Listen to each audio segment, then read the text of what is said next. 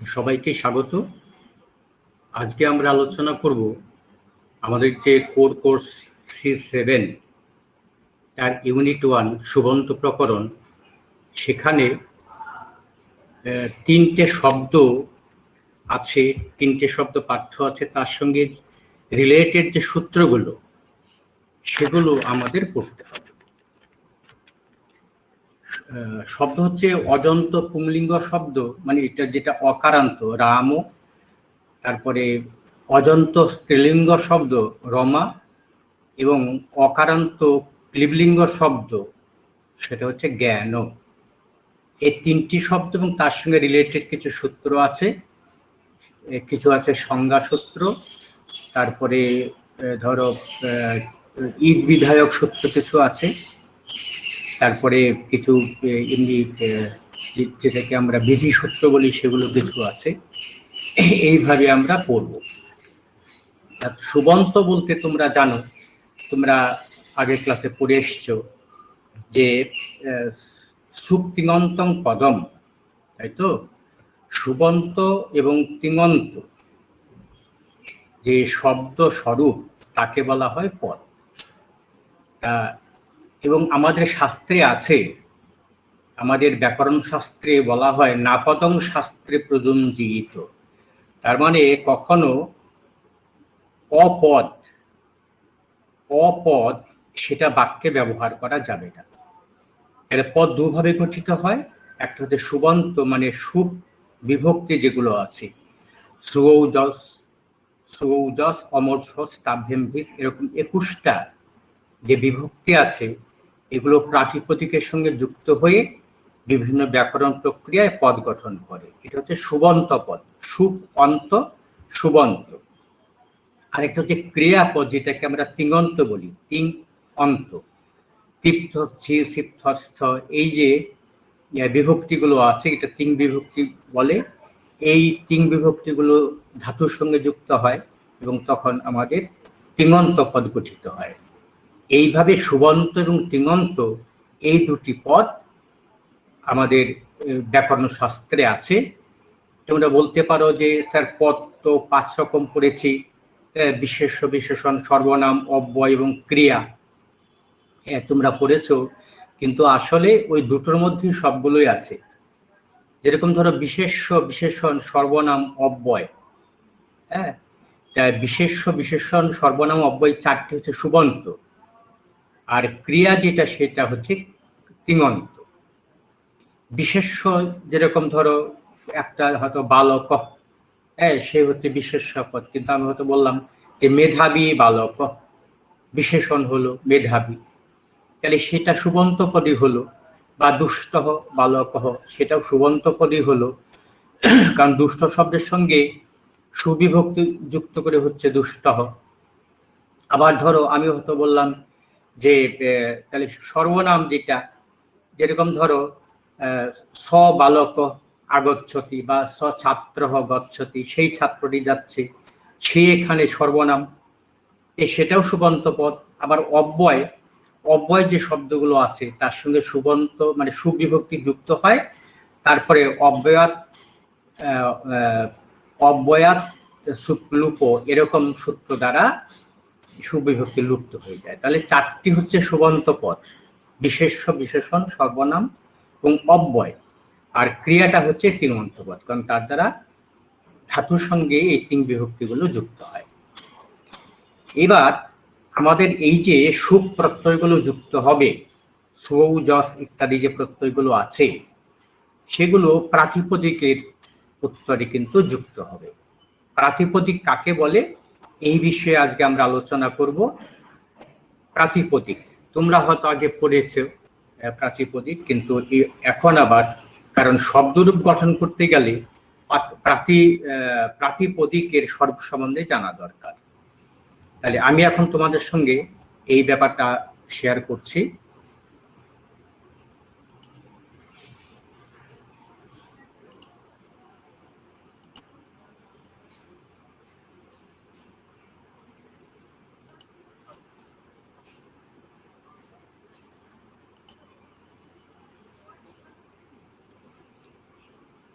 আচ্ছা, তোমরা কি দেখতে পাচ্ছ? হ্যালো, দেখতে পাচ্ছ? আচ্ছা, দেখো তাহলে সুবন্ত আমাদের যেটা পাঠ্য ছিল, আমরা প্রথমে শুরু করব অজন্ত পুংলিঙ্গ প্রকরণম। এইটা তা অজন্ত মানে কি? অচ যোগ অন্ত দুটো মিলে হয় অজন্ত। তোমরা সন্ধি প্রকরণে পড়েছো, অচ যোগ অন্ত দুটো মিলে হয় অজন্ত।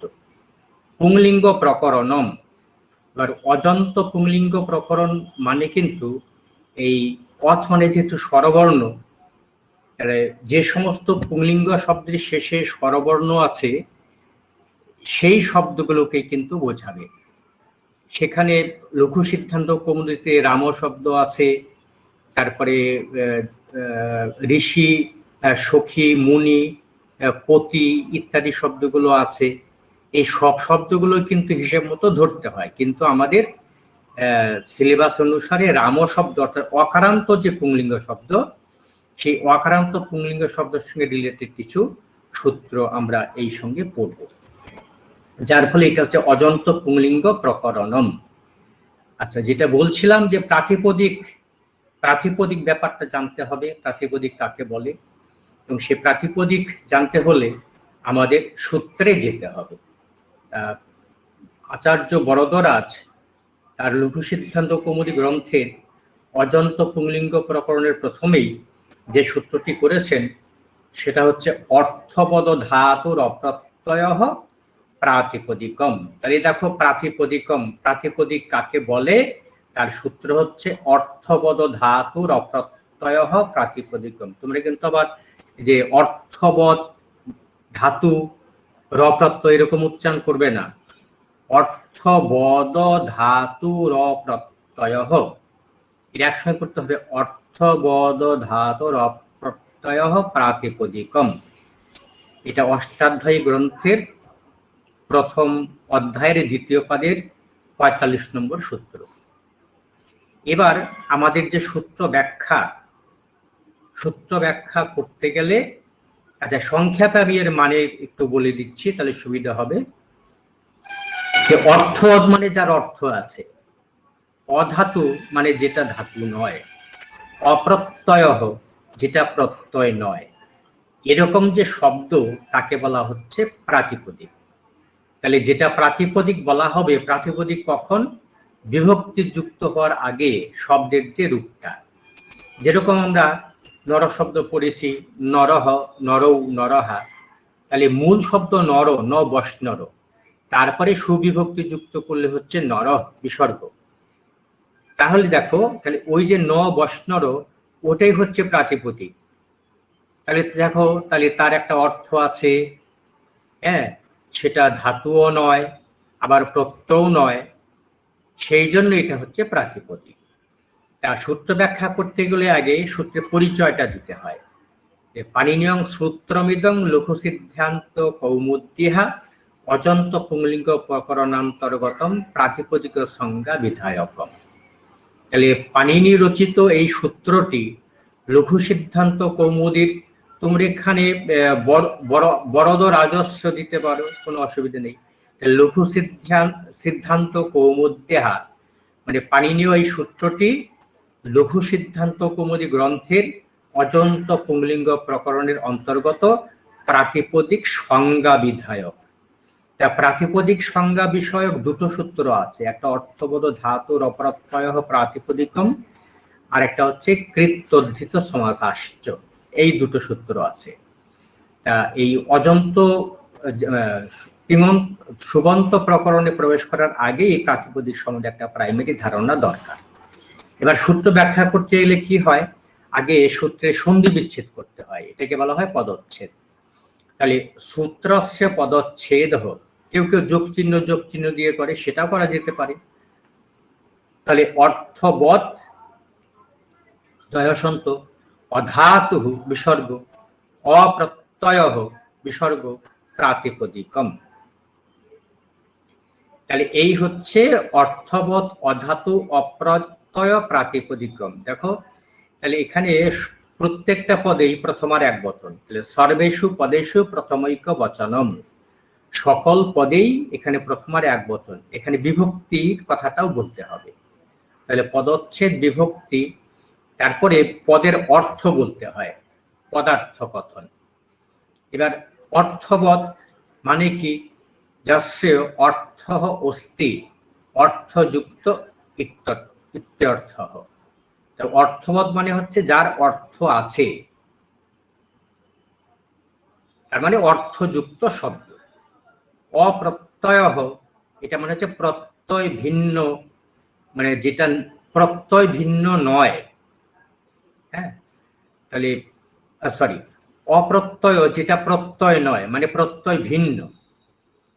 এবার এই যে প্রত্যয় বলতে যেটা আমরা বুঝি, যে অনেকগুলো প্রত্যয় আছে, কৃত প্রত্যয় আছে, তারপরে তদ্ধিত প্রত্যয় আছে। হ্যাঁ, এই প্রত্যয়গুলো কি প্রাতিপদিক? এটা কিন্তু মানে যেগুলো প্রত্যয় নয় সেগুলো কি প্রাতিপদিক? তখন বলছে প্রত্যয় বলতে প্রত্যয় গ্রহণে তদন্ত গ্রহণম ইত্যনয়া পরিভাষয়া অত্তর প্রত্যয় ইত্যনেন প্রত্যয় ভিন্নং প্রত্যয়ান্ত ভিন্নং চ বিবক্ষিতম। এটা বাল মনোরমায় এরকম বলা আছে, যেখানে প্রত্যয় বলতে কিন্তু প্রত্যয় ভিন্ন এবং প্রত্যয়ান্ত ভিন্ন, মানে প্রত্যয়কেও ধরতে হবে, আবার প্রত্যয়ান্ত কোনো শব্দকেও ধরতে হবে। তাহলে এখানে তাহলে প্রত্যয় ইত্যনেন প্রত্যয় ভিন্নং প্রত্যয়ান্ত ভিন্নং চ বিবক্ষিতম। কাজে এখানে অপ্রত্যয় বলার অর্থ হচ্ছে যে প্রত্যয় ভিন্ন হবে, আবার প্রত্যয়ান্ত ভিন্নও হবে। মানে প্রত্যয়যুক্ত যে শব্দ বিভক্তি যুক্ত হওয়ার আগে সেটাও হবে। অধাতুঃ ন ধাতুঃ অধাতুঃ ইতি নৈতৎপুরুষ সমাসঃ। সমাসও বলতে হয়, যে ক্ষেত্রে সমাস আছে সেই সমাসটাও বলতে হয়। তাহলে অধাতু মানে যেটা ধাতু নয়। তাহলে এখানে দেখো আমরা অর্থবৎ, অপ্রত্যয়, অধাতুঃ এই তিনটি শব্দের মানে বুঝলাম। তারপরে এখানে যে দুটো শব্দ অধাতুঃ অপ্রত্যয়ঃ চেতি শব্দ স্বরূপস্য বিশেষণম। তাহলে অধাতু অপ্রত্যয় মানে কোনো শব্দ, এটা শব্দ স্বরূপের বিশেষণ। তাহলে সূত্রস্য অর্থ বোধার্থমাত্র নপুংসক লিঙ্গানুসারাৎ শব্দ স্বরূপমিতি বিশেষম অধ্যাহার্যম। প্রাতিপদিকম শব্দটা হচ্ছে ক্লিবলিঙ্গ, ফলে তার সঙ্গে সঙ্গতি রেখে এই শব্দ স্বরূপ এটাকে ক্লিবলিঙ্গ করে বিশেষ্য পদরূপে এটাকে অধ্যাহার মানে এখানে যুক্ত করতে হবে। তাহলে দেখো, তাহলে অর্থবোধ ধাতুর অপ্রত্যয় প্রাতিপদিকম, তার আগে শব্দ স্বরূপম এই পদটা অধ্যাহার করতে হবে, বা সেটাকে বাইরে থেকে বসাতে হবে, নিয়ে আসতে হবে। তাহলে এখানে আমরা বাংলা মানেটা যেটা বুঝলাম, ধাতু প্রত্যয় এবং প্রত্যয়ান্তকে বাদ দিয়ে অন্য যে সমস্ত অর্থযুক্ত শব্দ স্বরূপ আছে তাকে বলা হয় প্রাতিপদিক। তাহলে ধাতু প্রত্যয় এবং প্রত্যয়ান্তকে বাদ দিয়ে অন্য সকল অর্থযুক্ত শব্দ স্বরূপকে প্রাতিপদিক বলে। তাহলে দেখো, তাহলে এই যে শব্দ স্বরূপ পদটা অধ্যাহার করা হলো, তাহলে এখানে তাহলে তস্মাৎ পূর্ণাঙ্গং সূত্রং ভবেৎ। তাহলে পূর্ণাঙ্গ সূত্রটি হলো অর্থবোধ ধাতুর অপ্রত্যয় শব্দ স্বরূপম প্রাতিপদিকম। এখানে বিসর্গ হবে একটা, ড্যাশ না হয়ে, হাইফেন না হয়ে। এবার সূত্রের অর্থ তোমরা যেহেতু সংস্কৃত লিখতে হবে, ধাতুং প্রত্যয়ং প্রত্যয়ান্তং চ বর্জয়িত্বা অর্থবোধ শব্দ স্বরূপম প্রাতিপদিক সঙ্গং স্যাৎ। তাহলে ধাতু প্রত্যয় এবং প্রত্যয়ান্তকে বাদ দিয়ে অন্য অর্থবোধ শব্দ স্বরূপকে প্রাতিপদিক বলে। তাহলে এই হচ্ছে আমাদের অর্থ। বাংলা এবং সংস্কৃতে দুটোই আমরা দেখলাম। এরপরে উদাহরণ। উদাহরণ বলছে যথা রাম, যেহেতু আমাদের লঘু সিদ্ধান্ত কৌমুদীতে রাম শব্দটা আছে, ফলে আমরা রাম উদাহরণটাই দেব। যথা রাম, তাহলে এখানে দেখো এই যে রাম শব্দটা, তাহলে অত্র রাম শব্দস্য সুনির্দিষ্ট অর্থ অস্তি। এই যে রাম শব্দ, এর একটা সুনির্দিষ্ট অর্থ আছে। রমন্তে যোগিন যস্মিন ইতি ব্যুৎপত্তিঃ, যাতে যোগীরা, যোগী পুরুষেরা যাতে রমণ করেন বা বিচরণ করেন, যোগী পুরুষরা তারা রামকে ভগবান রূপে তারা আরাধনা করেন, সেই জন্য এই রামের একটা অর্থ আছে। এখানে আরেকটা কথা তোমাদের বলি, এই যে শব্দ আমরা দেখলাম যে রাম, এই শব্দ সম্বন্ধে দুটো পক্ষ আছে।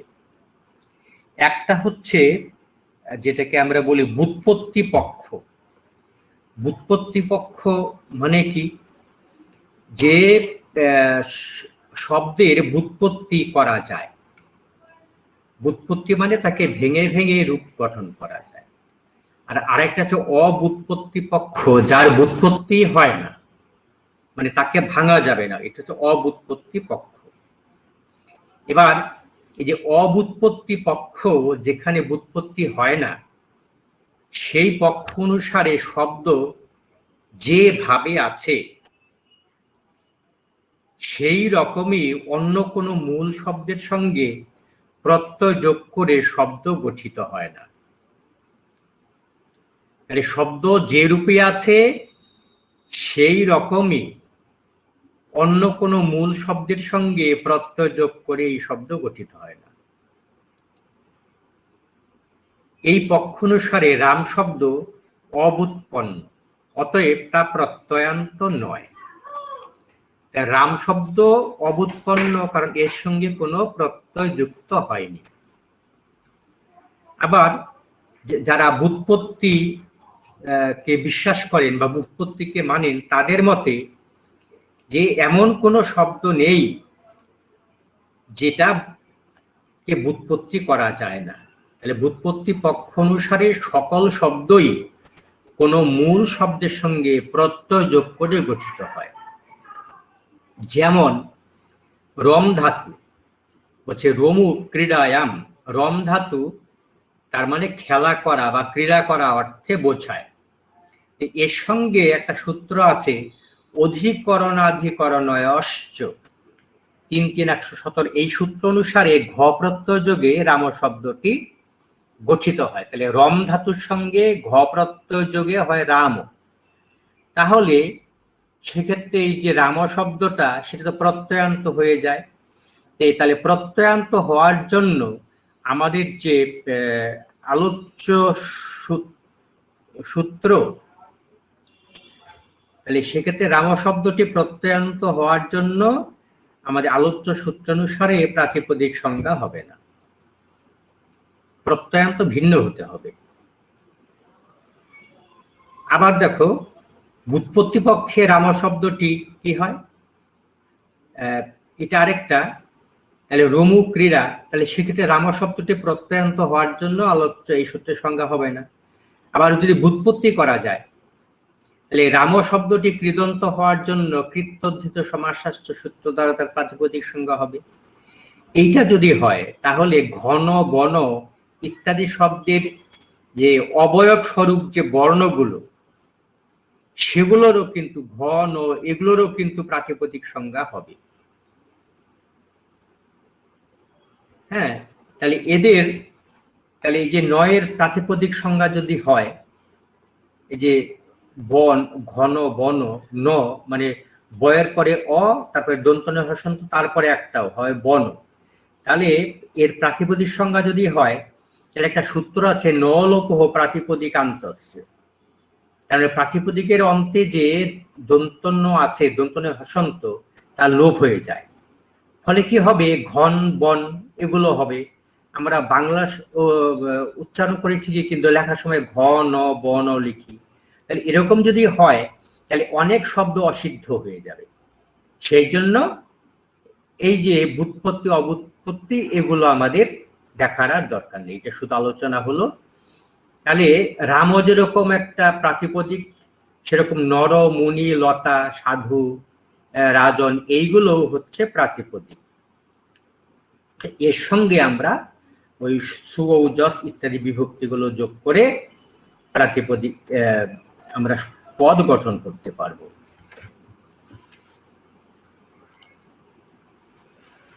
তারপর দেখো, তাহলে এখানে আমরা যে বিষয়টা প্রাতিপদিকের যে বিষয়টা দেখলাম, এখানে 4টি বিষয় তোমাদের মনে রাখতে হবে। প্রাতিপদিক হওয়ার জন্য 4টি শর্ত আছে। 4টি শর্ত কি কি? যে প্রথমত, যে শব্দের কোনো না কোনো অর্থ আছে তার প্রাতিপদিক সংজ্ঞা হবে। তাহলে এর থেকে আমরা বুঝতে পারি যে কোনো নিরর্থক শব্দ, মানে যার কোনো অর্থ নেই, তার প্রাতিপদিক সংজ্ঞা হবে না। আর দ্বিতীয়ত, ওই যে অর্থযুক্ত শব্দটি বা অর্থবান শব্দটি, সেটা কোনো ধাতু হবে না। যদি ধাতু হয় তবুও তার প্রাতিপদিক সংজ্ঞা হবে না। যেমন অহন শব্দটি, অহ দন্তন্বয় হসন্ত, এই অহন শব্দটি হন ধাতুর সঙ্গে লুং লকারে, তোমরা জানো লুং লকার ভূত সামান্য লুং, সামান্য অতীতকাল বোঝাতে লুং লকার হয়। তা লুং লকারে প্রথম পুরুষ একবচনে নিষ্পন্ন হয় অহন। যদি এর প্রাতিপদিক সংজ্ঞা হতো তাহলে ন লোপহ প্রাতিপদিকস্য এই সূত্র দ্বারা দন্তন্বয় হসন্তটা লুপ্ত হয়ে যেত, ফলে শুধুমাত্র অহ থাকতো। এরকম তো পদ আমরা দেখিনি, কাজেই এইটা হচ্ছে একটা অনর্থ, মানে অঘটন ঘটন বা অনর্থ, সেই জন্য এটা কখনো অভিপ্রেত হবে না। তাহলে অর্থবান শব্দটি কোনো ধাতু হবে না। তৃতীয়ত, ওই যে অর্থবান শব্দ, সেটা কোনো প্রত্যয় হবে না। এবার প্রত্যয় যদি প্রাতিপদিক সংজ্ঞক হয় তাহলে কি হবে? তাহলেও কিন্তু অনর্থ হবে। যেমন নরেষু, নরেষু পদে কি হয়? নর শব্দ সপ্তমীর বহুবচনে হয় নরেষু। আবার করসি ক্রিধাতু লট শিব বিভক্তি হয় করসি। তাহলে এই যে দুটো পদে আমরা দেখলাম যে সুপ এবং সিপ, এই যে দুটো প্রত্যয়, একটা সুপ আর একটা তিং প্রত্যয়, এদের প্রাতিপদিক সংজ্ঞা যদি হয় তাহলে এখানে কি হবে? সামান্যে একবচন হবে, এবং তখন যে সাত পদাদ্যহ একটা সূত্র আছে, এটা অষ্টম অধ্যায়ে, এদের এই যে দন্তস্য, যে করসি, তারপরে নরেষু, এই যে মূর্ধন্যস্য, দন্তন্য স্থানে যে দন্তস্য স্থানে যে মূর্ধন্যস্য হয়েছে তার নিষেধ হতো। এবার নিষেধ যদি হয় তাতে তো নরেষু মূর্ধন্যস্য হবে না, দন্তস্য হ্রস্ব হবে, কিন্তু প্রযুক্ত আছে মূর্ধন্যস্য। করসি মূর্ধন্যস্য আছে, দন্তস্য হ্রাসিত নেই। কাজে এরকম অনেক অনর্থ ঘটবে এবং অনেক পদ অসিদ্ধ হয়ে যাবে। কাজে এটা অভিপ্রেত নয়। ফলে তাহলে ওই প্রাতিপদিক কোনো প্রত্যয় হয় না। আবার ওই যে অর্থযুক্ত শব্দটি বা অর্থবান শব্দটি, সেটা প্রত্যয়ান্ত হবে না। প্রত্যয়ান্ত হবে না, তার কারণ হচ্ছে, আমি একটুখানি তোমাদের একটু দাঁড়াও।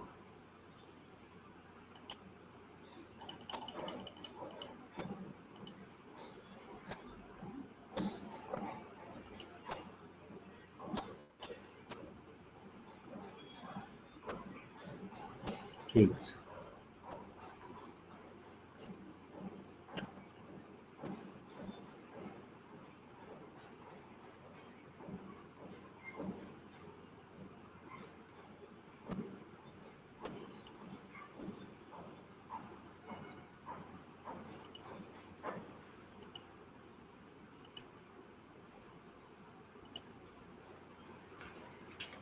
তাহলে প্রত্যয়ান্ত হবে না, কারণ প্রত্যয়ান্ত যদি হয় তাহলে এই যে নরেষু পদে যেটা মূর্ধন্য হস্য, এখানে কি হতো যে তাহলে এটা প্রাতিপদিক যদি হতো তাহলে একটা সূত্র আছে, তোমরা সমাসে পড়বে, সুপ ধাতু প্রাতিপদিকয়, যে ধাতু এবং প্রাতিপদিকের সুবিভক্তির লোপ হয়, তাহলে নরেশুর সুবিভক্তির লোপ হয়ে যেত, তাহলে থাকতো শুধুমাত্র নরে। তা এইগুলো নানান ধরনের কিছু অনভিপ্রেত কিছু শব্দ তৈরি হতো, যেটা ব্যাকরণ সম্মত নয়, মানে কোনোভাবেই সেটা লোকে প্রয়োগ নেই। তাই এরকম যাতে মানে অনভিপ্রেত বিষয়ের ব্যাপার না ঘটে, সেই জন্যই এই যে সূত্র করা হলো অর্থবদ ধাতুর অপ্রত্যয় প্রাতিপদিকম, এইটা একেবারে নির্দোষ সূত্র। এইবার এই যে সূত্রের তিনটি পদ, তাই তো, অর্থবদ, অধাতু, অপ্রত্যয়, এই তিনটি পদ কেন এখানে বলেছে যে ননু সূত্রে অর্থবদ ইতি কিম, এই ননু দিয়ে প্রশ্ন করা হয় যে আচ্ছা এই সূত্রে অর্থবদ কথাটি কেন দেওয়া হয়েছে, অর্থবদ কথা, অর্থবদ এই শব্দটা না থাকলে কি হতো? তখন এর সমাধান রূপে বলা হয়েছে যে ঘনং বনম ইত্যাদৌ প্রতিবর্ণং প্রাতিপদিক সংজ্ঞা মা ভূত। এই যে ঘনম বনম এই যে শব্দগুলো আছে, যদি অর্থযুক্ত না হতো তাহলে ঘ ন ব এই সবগুলোর এই যে প্রত্যেকটা বর্ণ, এই প্রত্যেকটা বর্ণ এক একটা প্রাতিপদিক হতো, সেইটা যাতে না হয় তাহলে ঘ ন ব এগুলো কিন্তু আলাদা আলাদা করে তাদের কোনো অর্থ নেই, এগুলো চিহ্ন মাত্র। তাহলে এই প্রতিবর্ণের যাতে প্রত্যেকটা বর্ণের যাতে প্রাতিপদিক সংজ্ঞা না হয়, সেজন্য এই সূত্রে অর্থবৎ এই কথাটা বলা হয়েছে। এখানে এই বালমনোরমা টিকায় এই সূত্র সম্বন্ধে একটু আলোচনা করা হয়েছে, সেখানে বলেছে যে ঘনং বনম ইত্যাদৌ প্রতিবর্ণং প্রাতিপদিক সংজ্ঞা মাভূত সত্যাং হি প্রাতিপদিক সংজ্ঞায়াং প্রতিবর্ণং সুবোৎপত্তি স্যাৎ সংখ্যা কারকা ভাবেপি প্রথমৈক বচনস্য সোর,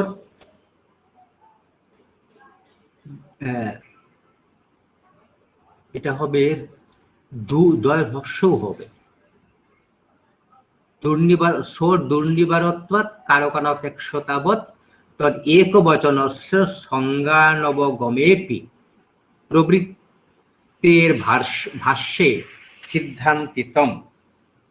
তাহলে বলছে অর্থবদিতি কিম ঘনং বনম ইত্যাদৌ প্রতিবর্ণং প্রাতিপদিক সংজ্ঞা মাভূত সত্যাং হি প্রাতিপদিক সংজ্ঞায়াং প্রতিবর্ণং সুবোৎপত্তি স্যাৎ সংখ্যাকারকা ভাবেপি প্রথমৈক বচনস্য সোর দুর্বারত্বাৎ প্রথমা বিভক্তে কারকানপেক্ষত্বাৎ তদ একবচনস্য সংজ্ঞানবগমেপি প্রবৃত্তের ভাষ্যে সিদ্ধান্ত। ভাষ্য গ্রন্থে এটা বলা আছে যে যদি এই প্রতিবর্ণের প্রাতিপদিক সংজ্ঞা হতো, প্রাতিপদিক সংজ্ঞা হলেই সেখানে সুবিভক্তি যুক্ত হতো, সুবিভক্তি যুক্ত হতো, এবং সেখানে সংখ্যা কারক, কারণ আমরা জানি যে সংখ্যা কারকাদি বোধয়িত্রী বিভক্তি, বিভক্তি মানে হচ্ছে যেটা সংখ্যা কারক সম্বন্ধ এগুলোকে বোঝাবে।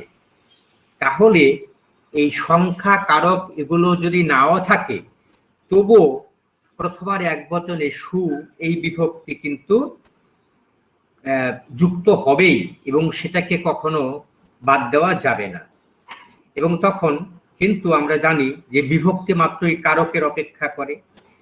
তাহলে সেই এক বচনের দ্বারা কি হয়, সংখ্যা বোঝা যায় 1 2 3, তাই তো, এক বলতে এক বচন, দুই বলতে দ্বিবচন, আর বহু অনেক 3 বা তার বেশি বলতে বহু বচন। তাহলে বচনের দ্বারা সংখ্যাটা বোঝা যায়, তাহলে এভাবে আমরা এক বচন যদি হয় তখন সেখানে এই যে এক বচন যে সংখ্যা এক সংখ্যা সেটাও কিন্তু বোঝা যাবে না, এরকম নানা রকম অনর্থ হয়ে যাবে। ফলে এখানে অর্থবোধ শব্দটা গ্রহণ করা হয়েছে। তাহলে এটা হচ্ছে আক্ষেপ সমাধান, মানে প্রশ্ন, ধরো যারা প্রশ্ন করবে সেটা হচ্ছে আক্ষেপ। হ্যাঁ, এখানে সূত্রের প্রয়োজন কি, প্রত্যেকটা সূত্রের যে শব্দ, সেই শব্দগুলোর প্রয়োজন কিন্তু অবশ্যই বলতে হবে।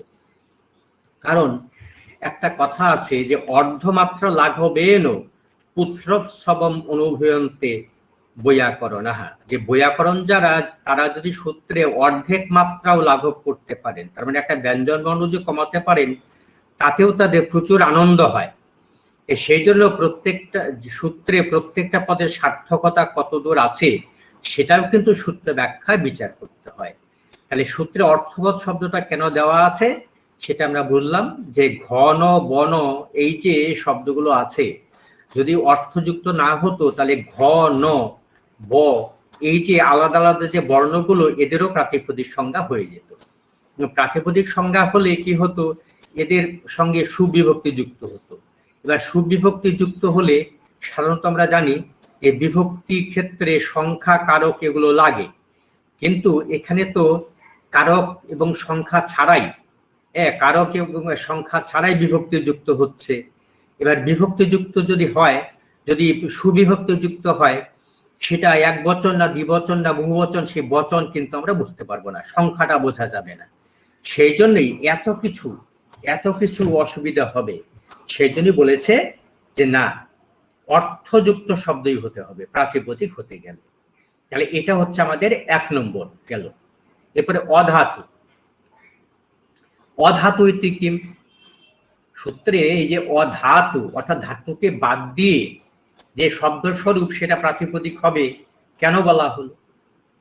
বলেছে যে হন ধাতু লুংলকারে অহনীতি রূপম অস্য প্রাতিপদিক সংজ্ঞায়াং নলোপ মাভূত।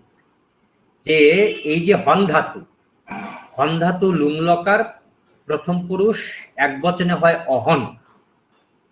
এবার এই ধাতু যদি প্রাতিপদিক হতো তাহলে এই যে অহন শব্দটা, এই অহন শব্দটা প্রাতিপদিক হওয়ার জন্য এই যে দন্ত ন হসন্ত, এটা যেহেতু পরে আছে প্রাতিপদিকের অন্তে আছে, ফলে তাহলে নলোপহ প্রাতিপদিকান্তস্য, এই সূত্র দ্বারা এই দন্তন্য লোপ হয়ে যেত, থাকতো অহ। কিন্তু শব্দটা তো হচ্ছে অহন, তাই তো হত্যা করেছিল, অহন। আচ্ছা দেখো, বালমনোরমা একটু বিস্তারিত ভাবে আলোচনা আছে। হন ধাতুর লুঙি, মানে হন ধাতুর সঙ্গে লুং লকারে তীপ, মানে তীপ বিভক্তিতে প্রথম পুরুষ এক বচন, সব আগম হয়, সব বিকরণ সবের অ থাকে, কিন্তু এখানে লোপ হয়ে যাবে, তাহলে কি থাকবে? তবে ইতশ্চ লোপহ পরস্মৈ পদেষু, এই সূত্র দ্বারা এখানে ইকার লোপ হয়ে যাবে, তাহলে তীয়ের ইকার লোপ হয়ে থাকবে তয় হসন্ত। তারপরে অডাগম, অট আগম হয় লুগলকারে, লং লুঙে বলতে অট আগম হয়, অটে অ থাকে, তাহলে আগে অ বসলো, তাহলে অ হ আর হচ্ছে দন্তন্য হসন্ত, তাই তো। তারপরে হল মেয়াদি লোপহ অহন্নীতি রূপম, তাহলে হল, তাহলে এখানে দেখো, তাহলে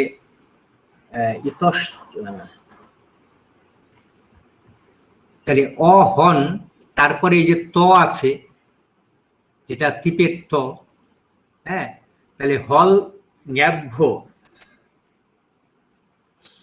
শ্রুতিস্বপৃক্তম হল একটা সূত্র আছে, ওই সূত্র দ্বারা যেটা অপৃক্ত হল বা কারোর সঙ্গে যুক্ত নয় এরকম লোপ হয়ে যায়। হ্যাঁ, তারপরে দেখো, তাহলে এইভাবে তটা লুপ্ত হয়ে যাওয়ার ফলে অহন এই রূপটা হয়। এখানে অত্র ধাতঃ প্রাতিপদিক সংজ্ঞায়াং সুবপবাদে তিঙি উৎপন্নে তস্মিন প্রাতিপদিক সংজ্ঞায়াং প্রাগুৎপন্নায়া অনুপগমাৎ ন লোকস্য। তাহলে এখানে যদি এটা প্রাতিপদিক সংজ্ঞা হয়, ধাতুর যদি প্রাতিপদিক সংজ্ঞা হয়, তা প্রাতিপদিক সংজ্ঞা হলেই সেখানে সুপ বিভক্তি হবে। এবার সুপকে যখন এটা তাহলে তখন সুপ তিং, কিন্তু এখানে তিং প্রত্যয় যুক্ত হয়েছে, তাহলে এই তিঙেরও যখন প্রাতিপদিক সংজ্ঞা হবে তখন কি হবে, এই যে আগে যে দন্তনটা হলো তখন সেটা লুপ্ত হয়ে যাবে, কাজে এটা অভিপ্রেত নয়। এরপরে আছে অপ্রত্যয় কিম, সূত্রে এই যে অপ্রত্যয় শব্দটা এইটা কেন আছে, তখন বলেছে যে হরিষু করোষি ইত্যত্র সুপ সিপহ অর্থবত্বাৎ অপ্রত্যয়ান্তত্বাচ্চ প্রাতিপদিকত্বে প্রাপ্তে তনিবৃত্ত্যর্থম অপ্রত্যয় ইতি। তাহলে ব্যাপারটা কি দাঁড়ালো, যে হরিষু করোষি, এখানে কি হলো, হরিষুতে সুপ বিভক্তি আর করোষিতে সিপ যে তিন বিভক্তি সেটা। সুপ সিপ, সুপ সিপ মানে হচ্ছে সুপ এবং সিপের, এই দুটোই তখন অর্থবান হয়ে যাবে এবং এটা অপ্রত্যয়ান্ত হওয়ার জন্য তার প্রাতিপদিক সংজ্ঞা হবে। এবার প্রাতিপদিক সংজ্ঞা যদি হয় তাহলে এটা নিবারণের জন্য সূত্রে অপ্রত্যয় করা হয়েছে, কারণ এটা তো প্রত্যয়ান্ত। হ্যাঁ, এই যে সুপ হরিষু এটা সুপ্রত্যয়ান্ত, করসি এটা হচ্ছে সিপ প্রত্যয়ান্ত। তাহলে যদি অপ্রত্যয় না বলা হতো, অর্থাৎ প্রত্যয়ান্ত ভিন্ন, এটা যদি না বলা হতো তাহলে এগুলোরও কিন্তু প্রাতিপদিক সংজ্ঞা হয়ে যেত। প্রাতিপদিক সংজ্ঞা হলে অনেক বিপদ ছিল, যার ফলে এটার প্রাতিপদিক সংজ্ঞা হবে না। আচ্ছা, এরপরে দেখো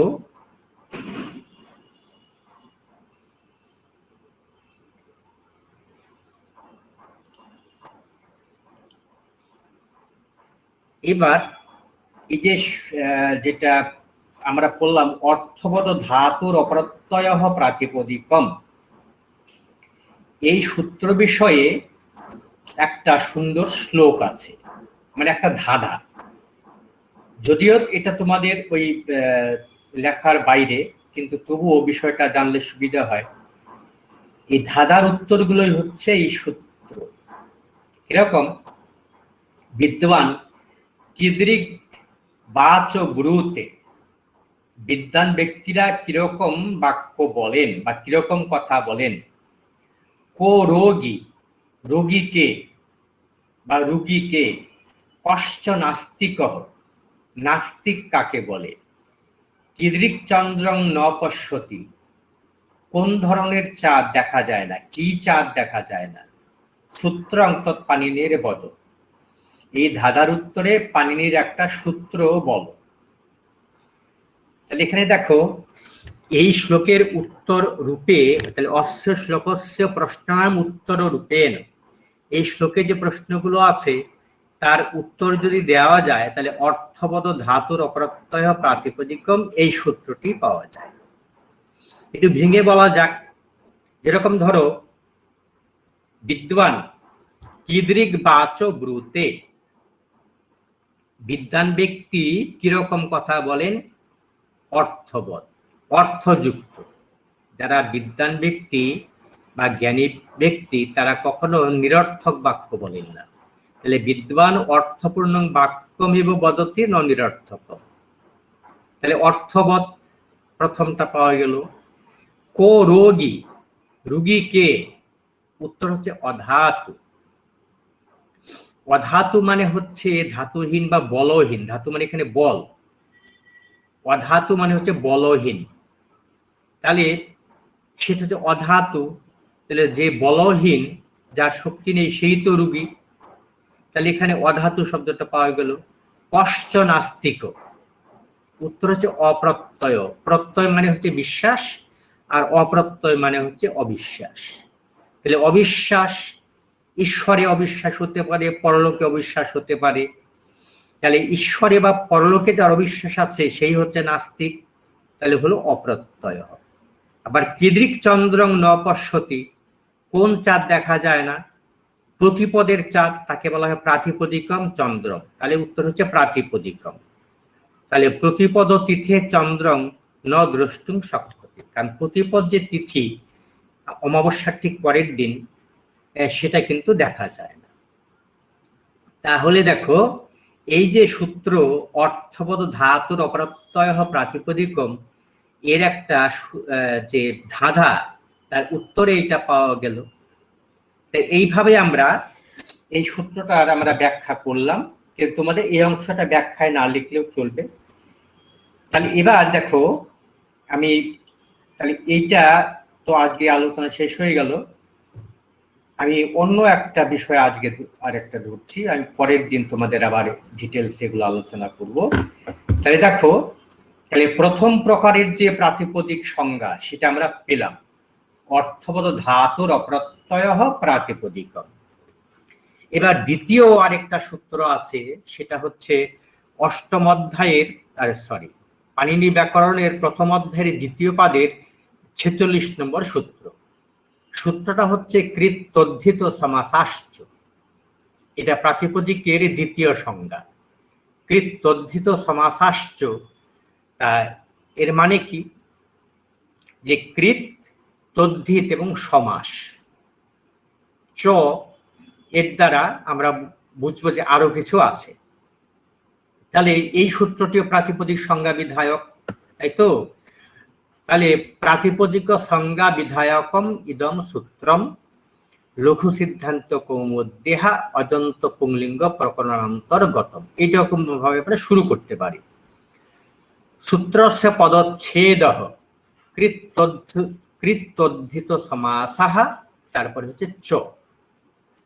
তাহলে কৃত্তদ্ধিত সমাসা, তার যোগ চিহ্ন দিয়ে চ। তাহলে এখানে কৃত্তদ্ধিত সমাসা, এখানে প্রথম আর বহুবচন, যদি আমরা পদ বিচ্ছেদ করি, তার মানে কি কৃত, তদ্ধিত এবং সমাস। কৃত বলতে এখানে কৃদন্ত শব্দ, মানে কৃত প্রত্যয়ান্ত শব্দ, যেরকম তক্ত, অক্তবতু, তুমন ইত্যাদি, তাই তো? এরকম অনেক শব্দ আছে। তাহলে কৃত প্রত্যয়ান্ত শব্দ, তদ্ধিত প্রত্যয়ান্ত শব্দ। কৃত প্রত্যয়গুলো ধাতুর পরে যুক্ত হয় এবং তদ্ধিত প্রত্যয়গুলো যুক্ত হয় শব্দের পরে। যখন তোমরা এগুলো পড়বে তখন বুঝতে পারবে। তাহলে দেখো, তাহলে এখানে যদি আমরা এটাকে সমাস করি, তাহলে কৃত্তদ্ধিত সমাসা, এখানে কৃচ্চ তদ্ধিতশ্চ সমাসশ্চ, কৃত, তদ্ধিত এবং সমাস, এটা হচ্ছে ইতরেতর যোগ দ্বন্দ্ব, একসঙ্গে করলে হয় কৃত্তদ্ধিত সমাসা। এবার দেখো, সূত্রটা থেকে কিন্তু সূত্রের অর্থ বোঝা যাচ্ছে না। হ্যাঁ, তা কৃত্তদ্ধিত সমাসাশ্চ, এর থেকে এটা যদি আমরা বাংলা মানে করি, মানে এটা হবে কৃত, তদ্ধিত এবং সমাস। তাহলে এর দ্বারা সূত্রের অর্থ বোঝা যাচ্ছে না, কি হয়, কি ব্যাপার, কিছুই বোঝা যায় না। তখন কি করতে হবে? আমাদের এই সূত্রটাকে পূর্ণ করার জন্য আগের সূত্র থেকে এক বা একাধিক পদ নিয়ে আসতে হবে। এই নিয়ে আসার নামটা হচ্ছে অনুবৃত্তি। পাণিনি ব্যাকরণের একটা এটা বিশেষ নিয়ম, যে সূত্রগুলো বেশিরভাগই অপূর্ণ থাকে, সেটাকে পূর্ণ করার জন্য আমাদের আগের সূত্র থেকে এক বা একাধিক পদ নিয়ে আসতে হয়, কেন ওই পদগুলো এই সূত্রে চলে আসে। এটা হচ্ছে পাণিনি ব্যাকরণ পড়ার নিয়ম, এটাকে বলা হচ্ছে অনুবৃত্তি। অনুবৃত্তর অনেক রকম প্রকার ভেদ আছে।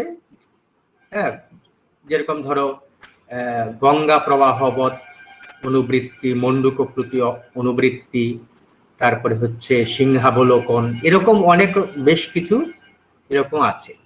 যাই হোক, এই যে প্রত্যেকটা পথ ছুঁয়ে ছুঁয়ে আসা, এটা গঙ্গার প্রবাহ। যাই হোক, অনুবৃত্তি। তাহলে অনুবৃত্তির মাধ্যমে আমরা কি করব? আগের সূত্র আমাদের কি? এটা হচ্ছে 1, 2, 46, যেটা আমরা পড়লাম, এই অর্থপদ ধাতুর অপ্রত্যয় প্রাতিপদিকম, এটা হচ্ছে 1, 2, 45। এর আগের সূত্র হচ্ছে অর্থপদ ধাতুর অপ্রত্যয় প্রাতিপদিকম। তাহলে ওখান থেকে আমরা অর্থবৎ এবং প্রাতিপদিকম এই দুটো পদ এখানে আমরা অনুবৃত্ত করব। এবার এখানে যেহেতু কৃত্যর্ধিত সমাসা বহুবচন আছে, ফলে এই যে অর্থবৎ শব্দটা, এই অর্থবৎ শব্দটাও এটা বহুবচনে পরিণত করতে হবে। তাহলে এখানে অর্থবৎ এটা হয়ে যাবে অর্থবন্তঃ আর প্রাতিপদিক। দেখো তাহলে পূর্ণাঙ্গ সূত্র কি হলো? অর্থবন্তঃ কৃত্যর্ধিত সমাসাশ্চ, তাহলে এখানে প্রাতিপদিকানি বহুবচন হবে, তাহলে বা প্রাতিপদিকম দিতে পারো। তাহলে এখানে দেখো এই যে প্রত্যয় গ্রহণে তদন্ত গ্রহণম যে পরিভাষাটার কথা আমরা বললাম, যে প্রত্যয়ের গ্রহণের দ্বারা প্রত্যয়ান্তকেও ধরতে হবে, প্রত্যয়ান্তেরও গ্রহণ হয়। তাহলে ফলে কৃত বলতে আমরা কৃদন্ত বা কৃত প্রত্যয়ান্ত, তারপরে তদ্ধিত বলতে তদ্ধিত প্রত্যয়ান্ত, এবং সমাসবদ্ধ যে শব্দ সেটা বা সমাসের ব্যাসবাক্যের যে পদগুলো সেগুলোকে আমরা ধরব। তাহলে দেখো এবার আমরা যে বরদরাজের যে মানে বৃত্তি, তিনি বলেছেন যে কৃত সমাসাশ্চ তথা স্যুঃ। তাহলে কৃত প্রত্যয়ান্ত শব্দ, তদ্ধিত প্রত্যয়ান্ত শব্দ এবং সমাস তথৈব মানে আগের মতোই প্রাতিপদিক সংজ্ঞক হবে। তা প্রাতিপদিক সংজ্ঞা হওয়ার জন্য যেটা প্রাইমারি শর্ত, তাকে অর্থ যুক্ত হতে হবে। তাই আমরা অর্থবৎ শব্দটাকে আগের সূত্র থেকে অনুবৃত্তির মাধ্যমে নিয়ে আমরা তখন এটাকে বহুবচন করে দিলাম। যেহেতু কৃত্যর্ধিত সমাসা বহুবচন আছে, তাহলে কৃত্যর্ধিত সমাস, তাহলে অর্থবন্তঃ এটা কৃত্যর্ধিত সমাসা তার বিশেষণ হয়ে যাবে, ফলে বহুবচন হয়ে যাবে কৃত্যর্ধিত অর্থবন্তঃ কৃত্যর্ধিত সমাসাশ্চ প্রাতিপদিকম।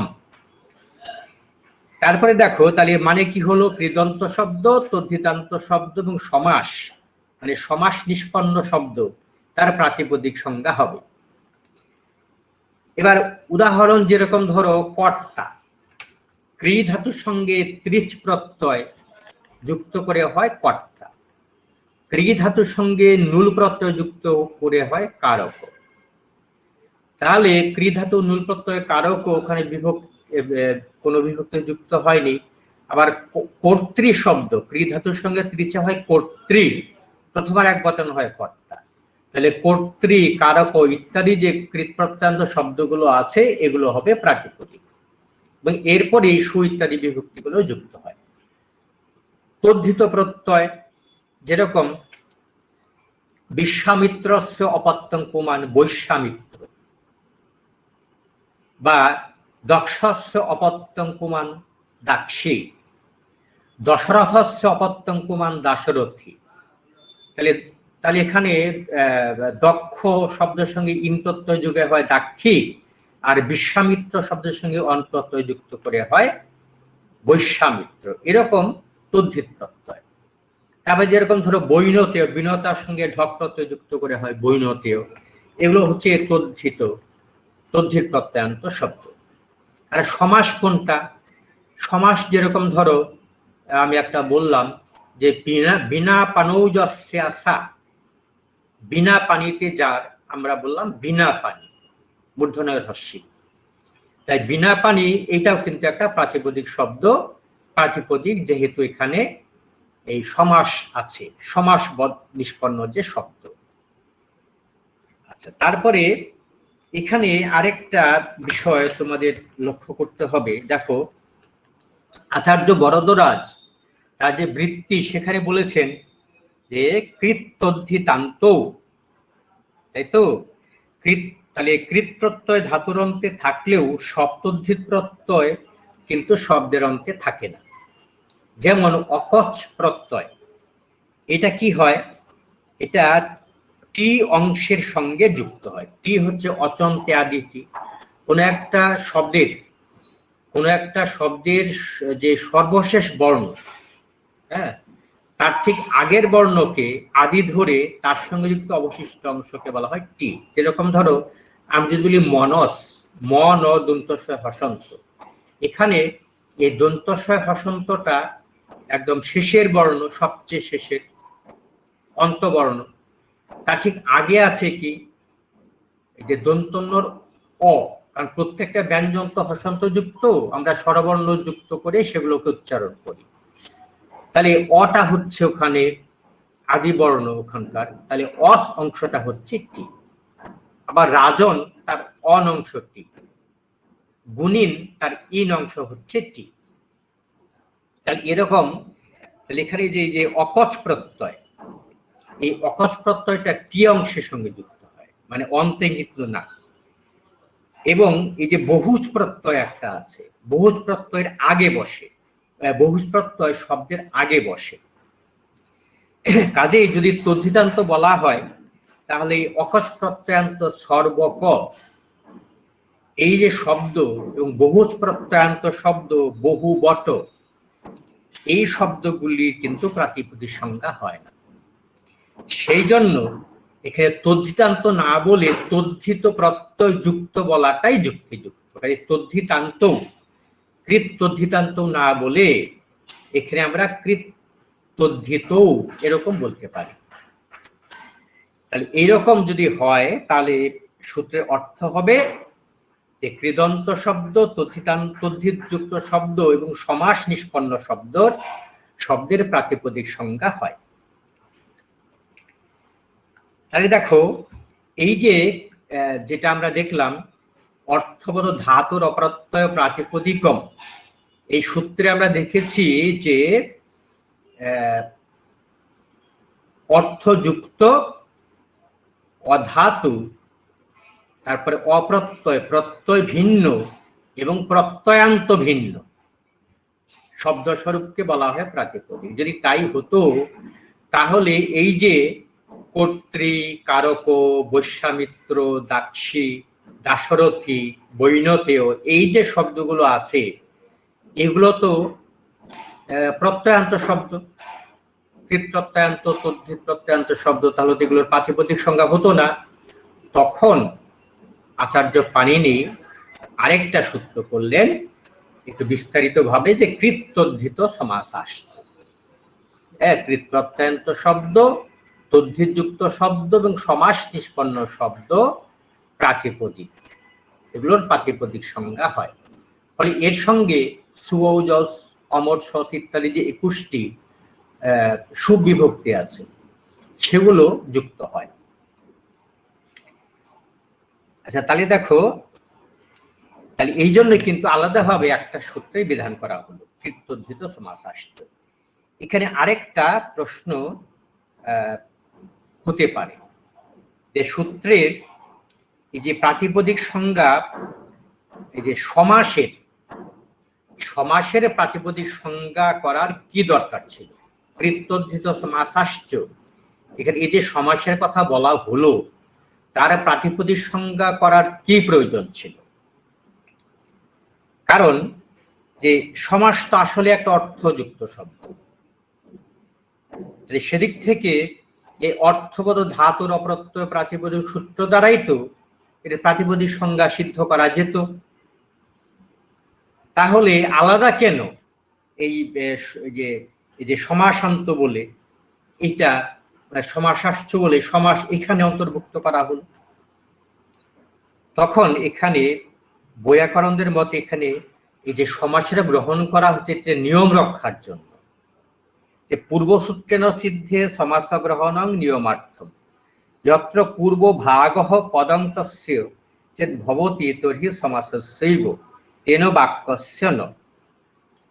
তাহলে বলছে যে সমাসবদ্ধ যে শব্দটা তারই প্রাতিপদিক সংজ্ঞা হবে, সমাসের বাক্যের হবে না, ব্যাস বাক্যের হবে না। তাহলে অর্থবৎ সমুদায়ানাং সমাস গ্রহণং নিয়মার্থম এটা বলেছে, কিন্তু আমরা জানি যে যেটা এখানে যেটা সমস্ত পদ সেটার প্রাতিপদিক সংজ্ঞা হবে। আবার যেটা আমরা যেটাকে বলা হয় যে বিগ্রহ বাক্য যেটা অলৌকিক বিগ্রহ, এই অলৌকিক বিগ্রহেরও কিন্তু মানে এই যে আলাদা আলাদা ভাবে কিন্তু প্রাতিপদিক সংজ্ঞা হয়। এখানে তাহলে দেখো, তাহলে এটা বলার উদ্দেশ্য এটাই যে যে অনেক পদের সমষ্টির প্রাতিপদিক সংজ্ঞা হওয়ার একটা সম্ভাবনা থাকে। সেখানে শুধুমাত্র সমাসেরই প্রাতিপদিক সংজ্ঞা হবে, অন্যগুলোর কিন্তু হবে না। কেমন? আচ্ছা, এখানে এই যে নিয়ম, এই নিয়ম হচ্ছে রাজপুরুষ, রাজ্ঞপুরুষ, রাজপুরুষ, এই রাজপুরুষ এই যে সমস্ত পদটা তৈরি হলো তার প্রাতিপদিক সংজ্ঞা হয়, কিন্তু কিন্তু এর বিভক্তি লোপ হয়ে যাবে। যাই হোক, যখন একসঙ্গে হবে বিভক্তি লোপ হয়ে যাবে। তাহলে তাহলে এখানে আমরা দেখলাম যে অর্থবান যে শব্দ সমুদায়, তার পূর্ব এবং উত্তর অর্থাৎ আগের এবং পরের ভাগ, এটা দুটোই আলাদা আলাদা ভাবে প্রযুক্ত হওয়ার যোগ্য। এবার যদি তার প্রাতিপদিক সংজ্ঞা হয় তাহলে কেবল সমাসেরই হবে, অন্য শব্দ সমুদায়ের হবে না। দেখো যে সমাসবদ্ধ যে শব্দটা তারই প্রাতিপদিক সংজ্ঞা হবে, কিন্তু সমাসে কোনো কোনো সময় অনেকগুলো পদের হয়, কিন্তু সেগুলো আলাদা আলাদা ভাবে প্রাতিপদিক সংজ্ঞা এই যখন একসঙ্গে থাকবে তখন হবে না, যদি স্বতন্ত্র ভাবে থাকে তাহলে হবে। তাহলে এটা হচ্ছে কৃদন্ত, তদ্ধিতান্ত এবং সমাসবদ্ধ যে শব্দ তার প্রাতিপদিক সংজ্ঞা হয়, এটা আমরা আজকে দেখলাম। তাহলে প্রাতিপদিক সংজ্ঞার দুটো সূত্র আমাদের আজকে পড়া হলো। কেমন? তাহলে আগামী সোমবার, এটা তো আমাদের এই প্রথম ক্লাস হলো, তা তোমাদের বইপত্র জানি না কি তোমরা পারবে কিনতে পারবে, তবে পারলে কিনে নিও। এই বিষয়ে যে বই পাওয়া যায় আর কি। আর তোমাদের এই বোঝার সুবিধার জন্য আমার কিছু এডিট করা পেজ আছে, বইটা এখনো পাবলিশড হয়নি, সেগুলো তোমাদের স্ক্যান করে আমি পাঠিয়ে দেব। কেমন? তাহলে সকলকে ধন্যবাদ তোমরা থাকার জন্য। এবার আরেকটা কথা তোমাদের স্মরণ করিয়ে দিই, তোমরা ক্লাসে অনেকেই এনরোলমেন্ট করো ঠিকই, কিন্তু ক্লাসের প্রেজেন্ট অনেক কম। তারপরে কেউ হয়তো খুবই অল্প সময় থাকো। তোমাদের জানিয়ে রাখি, পুরোটাই কিন্তু রেকর্ডিং হচ্ছে। কে কত মিনিট থাকলো, কত মিনিট পরে চলে গেল, কে অ্যাবসেন্ট হলো, এগুলো সবই কিন্তু রেকর্ডেড। কাজে যখন তোমাদের ইন্টারনাল মার্কস হবে তখন কিন্তু এই অ্যাটেন্ডেন্সের যে মার্কসটা, সেটা কিন্তু এই যে রেকর্ড অনুসারে কাউন্ট করা হবে, এটা কিন্তু খেয়াল। কাজে যারা এখনো ক্লাসের গুরুত্ব দিচ্ছ না, হ্যাঁ, কাজে তারা একটু গুরুত্ব সহকারে এটা একটু দেখো। কেমন? তাহলে সবাইকেই ধন্যবাদ, আজকে তাহলে আমরা বিদায় নিচ্ছি।